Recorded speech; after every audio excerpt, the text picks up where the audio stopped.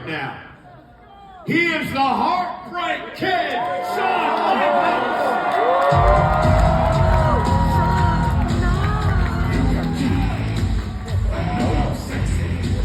They got the look that tries to go wild. I said, yeah, up and down this spine. I'm just a sexy boy. Oh, I'm your boy, toy. Thank you very much. First of all, before we get started, I hope everybody's enjoying this year, 2025. The 2025 Hall of Fame. The NXT talent that's out there, if I don't show up tomorrow morning, that joke didn't go over very well. Well, tonight is a very special night for me. I get to induct my best friend, Triple H, into the WWE Hall of Fame.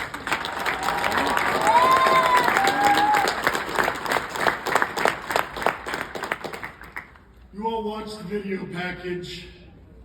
The WWE Universe sees him for who he is. The Game. The King of Kings. The 14-time world champion. Numerous Rumble wins.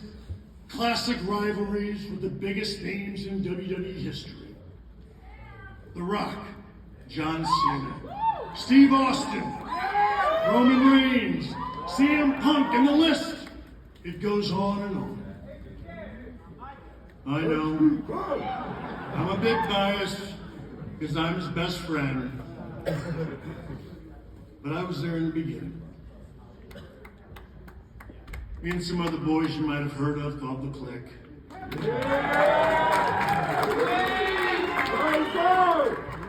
We watched him come in, and he didn't walk in the door wanting to be what he is today, which is the most powerful man in wrestling. He just wanted to be what a lot of us wanted to be. Pro wrestling. He didn't think he was walking in the door as the chosen one. He didn't have some diabolical plan to take over the world. He knew, like a lot of us, he had to prove his worth. Now I know what you're thinking. Yeah, but he wouldn't have accomplished all of that if he didn't marry the boss's daughter.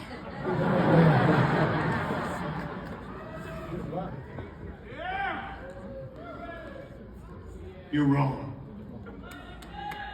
What he did was fall in love with a beautiful woman who fell in love with him. And the list of accomplishments, I dare assure you, would not have changed a bit. They would have stayed the same no matter what, because he was willing to outwork everyone else. Because that's simply who he is.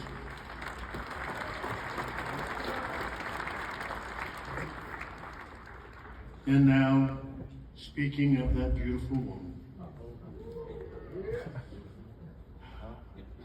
I know there have been times when you've wondered about our relationship.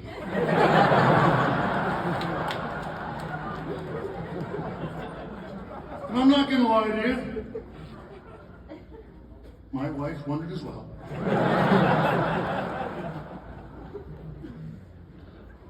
But as he and I have both done, we have assured our wives, and I'm here to assure all of you, hand to God, the only times we've ever kissed was on live television in front of all of you.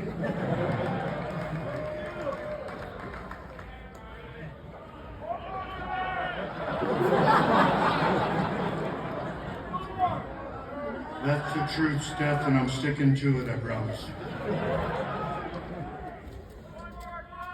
Hunter does everything in life with a sincere, genuine intent. From being raised by two unbelievably genuine parents to raising a family of his own, to making a genuine friendship. A bunch of crazy dudes. It's lasted over 30 years. And trust me, when it comes to me,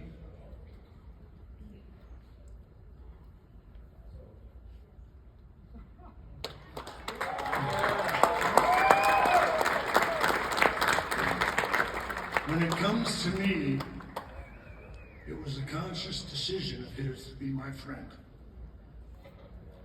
Now look, I like to think he learned a lot from me, the do's and the don'ts. Especially the don'ts. But yeah, I feel like I helped him. Not to understand the wrestling business, but to understand how to do business in this place. And helping him get to the level that I knew he wanted to get to. The level that both of us knew he had the talent to achieve. We spent so much time together, we almost always know what the other is thinking. And I can honestly say, I don't know why he stayed my friend for so long. For a guy who has such a sharp business sense, it was probably the worst decision in the world to continue to be my friend. And I can assure you, everybody, and the other guys will tell you, it wasn't because of my charming personality.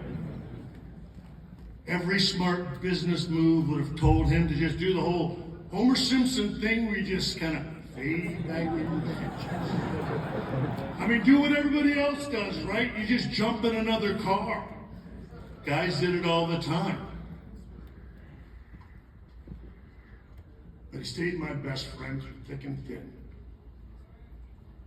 And not knowing that one day I was going to turn my life around and become an incredibly wonderful, humble, and adorable human being at Sandstorm.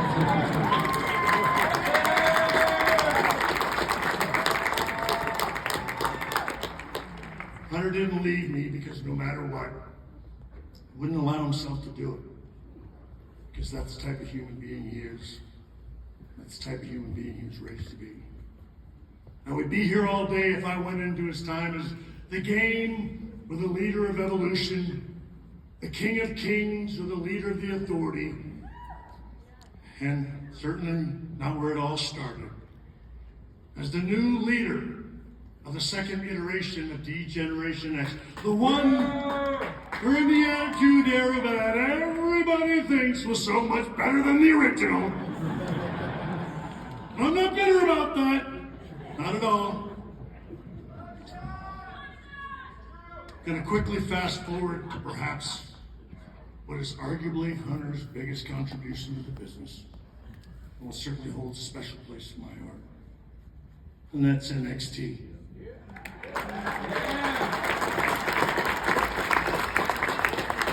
When the clique was riding around in the car, we used to share stories about our love and passion for the business.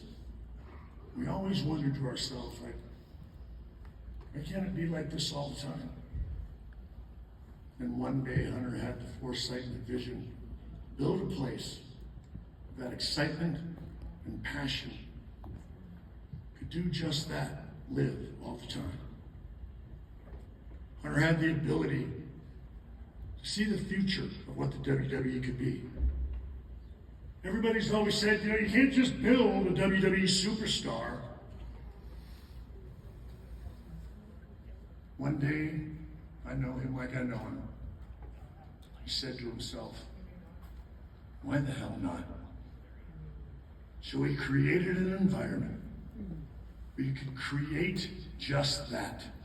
Where you didn't have to grow up loving this like we did.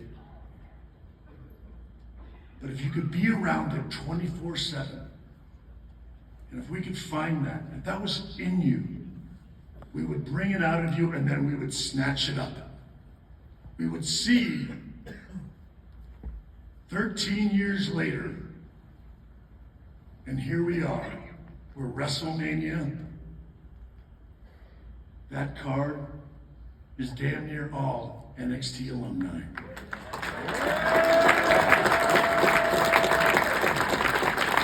friendship has its ebbs and flows, its ups and downs, just like ours. But we're still as solid as ever. I can remember it all started with a phone call about me coming to NXT. Why don't you just swing on by? See what you think. And what started out at 2 hours a day, 3 days a week, has literally turned into a non-stop, 24/7 grind, day in, day out, that virtually never ends.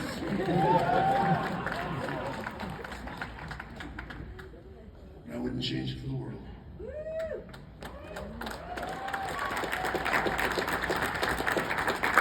Well, I might now that I think about it. When I get emails at 1 o'clock in the morning that start with, per Paul. For the love of God, who the hell is Paul? You want to know who Paul is? Paul's my boss. And Paul, my boss, sure as hell ought to know not to be emailing me at 1 o'clock in the morning when he knows I go to bed at 9. I'm telling you this much, the Paul I work for is a big, huge pain in my ass. On the way over here, though, it finally dawned on me. I see what he's doing. I get it now. He's getting me back. He's getting me back for everything that I did to him in the 90s. You think the reign of terror from 2002 to 2005 was something? You ought to try working for the dude. Where's your frickin' sledgehammer when you need it?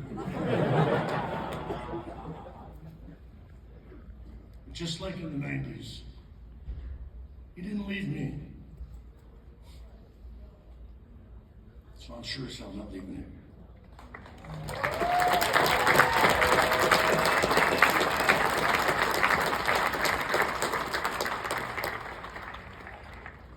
Those two guys down there, and none of it isn't with us.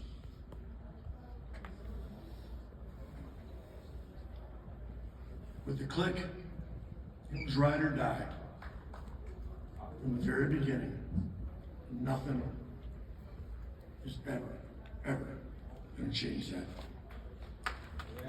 Hunter is the guy that can take the WWE into the future. There's no one better, more equipped to do that than Hunter. I watch him work with talent.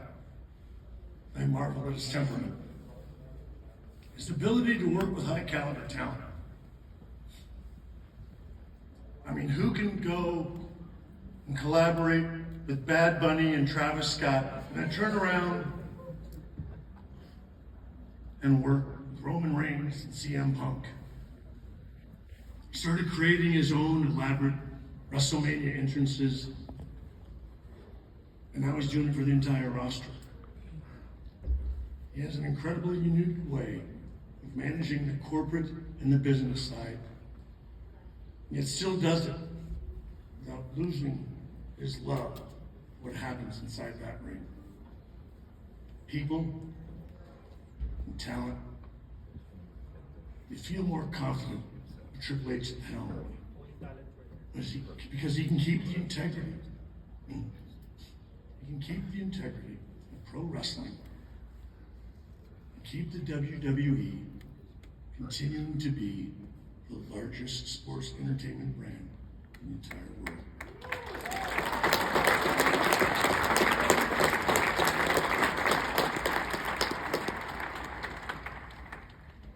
This time, I'm going to bring out the best friend a guy could ever have.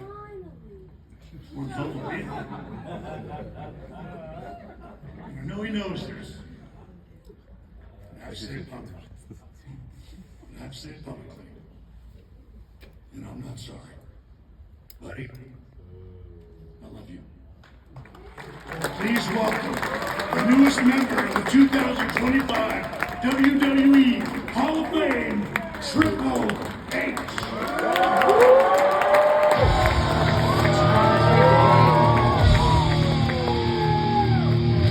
It's time to play the game.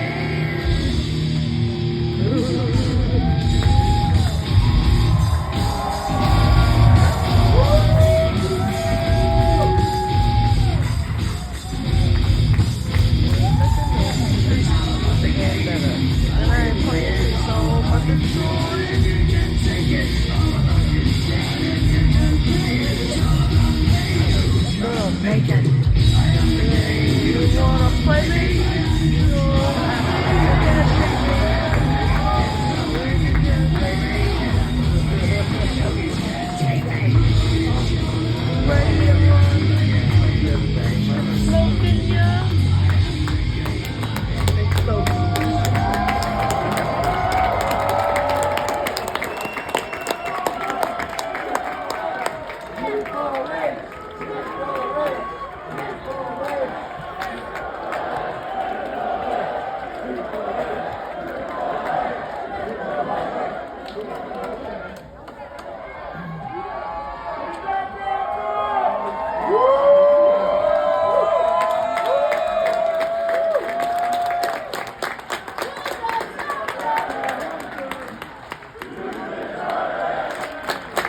You deserve it.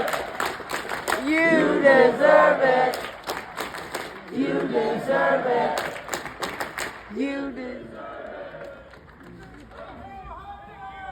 I've been sitting back there for the last 15 minutes blubbering, so I might be dehydrated. If I pass out, someone come and drop an elbow on me or something. We can get some mileage out of it at least.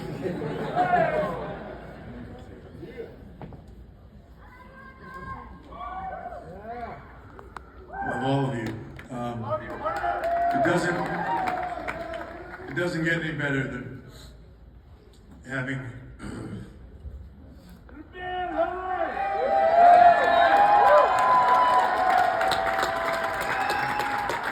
I'm not good talking when I get choked up. We might be here for a while.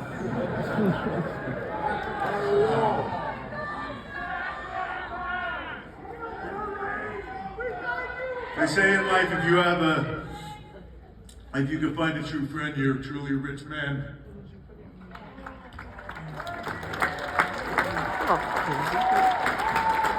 He makes me a billionaire.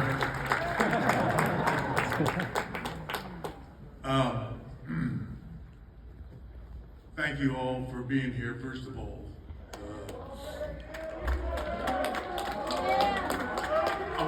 I want to mention just off the top, first of all, Motorhead. That song to me just never gets old.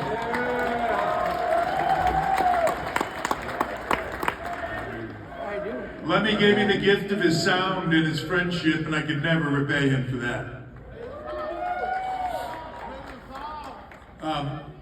One thing before we get started tonight, I wanted to take a moment to do one little thing here.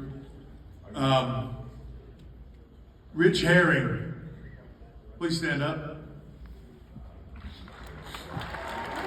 Many of you saw Rich get inducted in the Hall of Fame a few years ago, but he's here tonight. I wanted him to be here. Just so happens that on this day today, 55 years ago, Rich Herring did his first show for the WWF, and he has never left this company.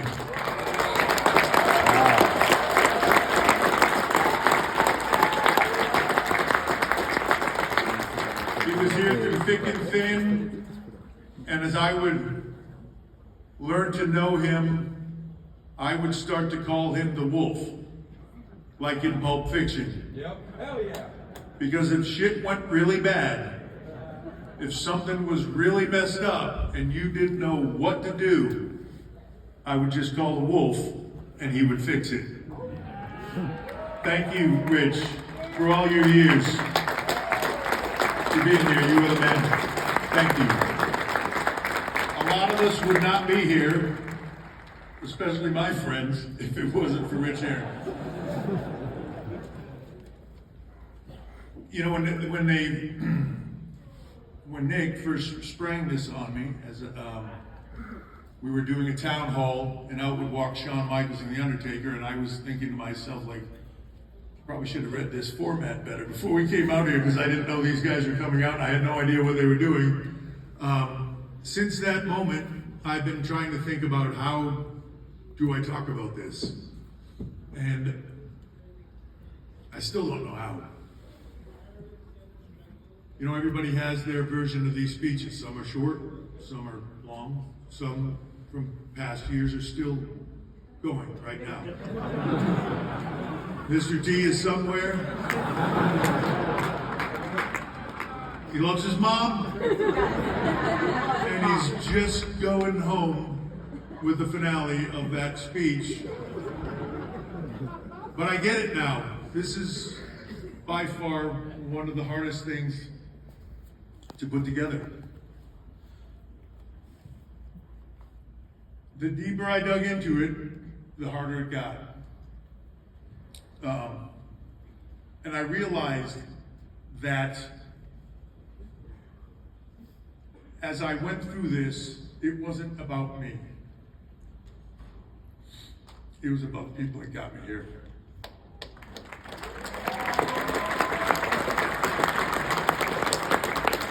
At the end of the day, I'm just a kid from New Hampshire that at 5 or 6 years old was sitting on my dad's lap, saw Chief Jay Strongbow, and I never looked back. It was all I ever wanted to do. It was all I ever wanted to be. Love you, Hunter. But without the people in your life that give you that encouragement, that lead the way, that help in whatever way they can, you just don't get there. I had a lot of those people, and I was very lucky to have them. People will say in life when they look at somebody, oh, he's a self-made man, or, you know, he came from nothing and became something. He's a self-made man. There isn't a self-made man on this planet. Everybody is a product of the people around them and what it leads them to do. For me, it starts with my parents. I've said it before when we did DX. My mom taught me all that stuff.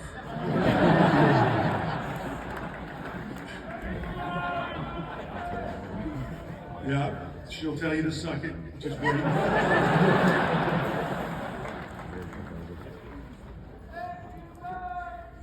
But they taught me a work ethic and a skill set, not to become rich, not to do anything else, because working your ass off is what's right to do.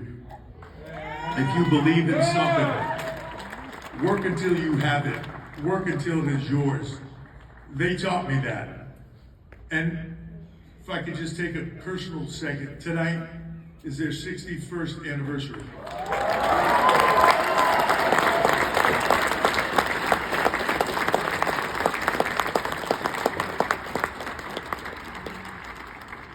My sister Lynn is here, always supportive, always believing in me. She's 4 years older than me. I can remember one time a kid same age as her beating the shit out of me.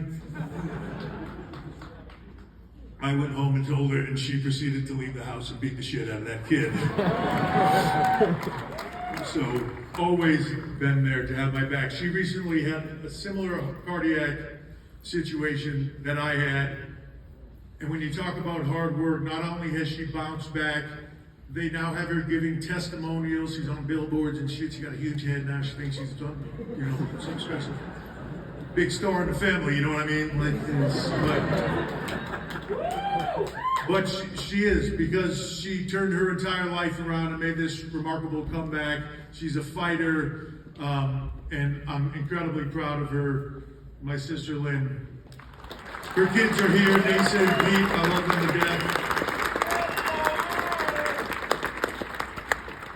Once I discovered wrestling, it was always in the back of my mind. It was what I wanted to do at 14 years old. I went to a gym because I thought, like, oh, I got to get big like the guys I see on TV. I got to go in the gym and I got to train. I went to the gym for the first time and I absolutely fell in love with it. And I would meet another person that would help lift me up there, Brian Zagaritas. who is sitting right there. Friends for 40 years. He was my first training partner. He was jacked up, college kid. He saw this 14, 15-year-old, 6'1", 130-pound string bean kid that was probably like the gym mascot, and took me under his wing and beat the living shit out of me in that gym every day to help me achieve my goals, and I'm forever grateful for that. Sitting next to him was a good friend of mine, Mike Belanger, who 40 years ago was a guy in the gym. I asked him to come out here because 40 years ago I was a guy closing the gym where he would be there every night, and I'd be wearing him out with stupid stories about how I was going to get in the wrestling business and take that world over, and he listened to all of it and believed all of it and said, you should do that. And that kind of encouragement leads you to do incredible things in your life when you have somebody that stands behind you. So thank you. Around that time, I would discover Arnold Schwarzenegger. I'd watch a movie called Pumping Iron. I'd discover Arnold. I'd read a book that he wrote called Education of a Bodybuilder. I probably read it 1,000 times. In that book, there would be a blueprint that Arnold had as a kid from Austria that would decide that he was going to become the greatest bodybuilder on the planet, and he was going to move to America, which was unheard of, and then he was going to become the biggest movie star of all time, and then he was going to get into politics and so on and so forth. I read that book like it was a blueprint of how to get what you wanted out of life. And it started in that gym, because the weights didn't lie. The harder you worked, the more you got out of it, the more you got out of it, the more you succeeded. And for me, that was everything. So Arnold became a big role model for me, and somebody that I would look up to my entire career and still do to this day. I've said this to him personally, he is the American dream.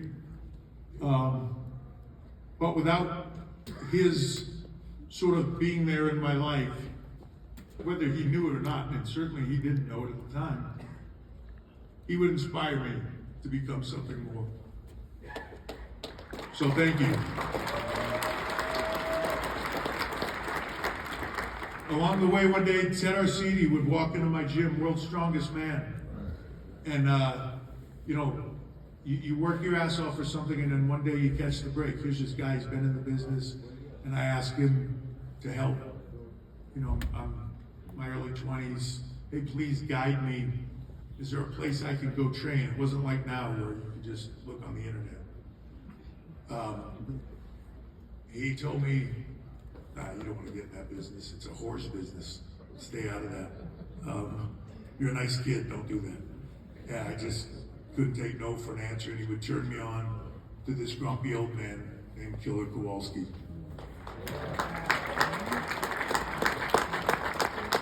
Kowalski, in his own unique way, in a no AC, no heat having boxing ring that was like concrete, would teach me in his own unique way. He would see something in me, and after the first day I trained there, which to be honest felt like the most natural thing in my life, I left there thinking I'm supposed to do this. He said, it was on a Saturday, and he said, I'll see you tomorrow. And I said, I don't quite have the money to pay you to train me yet. I gotta figure out how I'm gonna get that. And I'll come back when I do.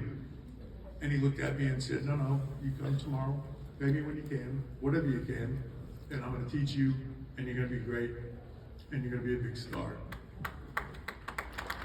And I never forgot it. He taught me things that I didn't even know he was teaching me, because most of the time I couldn't figure out what the hell he was saying. But I still hear myself saying a different version of those things to talent today, trying to get them to that level they're trying to aspire to be. I might not have known what he was telling me at the time, but they sunk in and helped get me to that next place. From there, I would go to WCW, and I see Eric Bischoff sitting right there. Eric took a chance on a gun, geographically undesirable, right? But he took a chance, and he gave me a job, and Eric, for that, I'm forever grateful. You gave me the start. You opened the door for me into something more. Thank you. From there, the first person I would meet in WCW was Dusty Rhodes.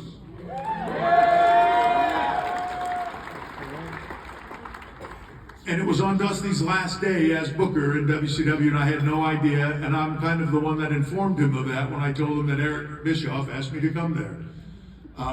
But he was wonderful to me. And later in life, he would become a mentor to me.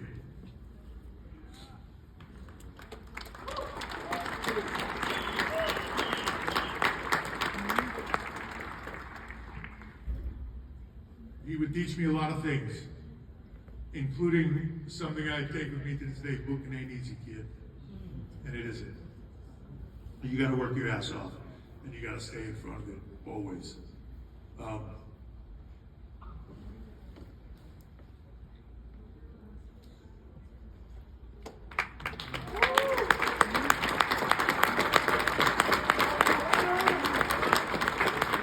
Your dad meant the world to me.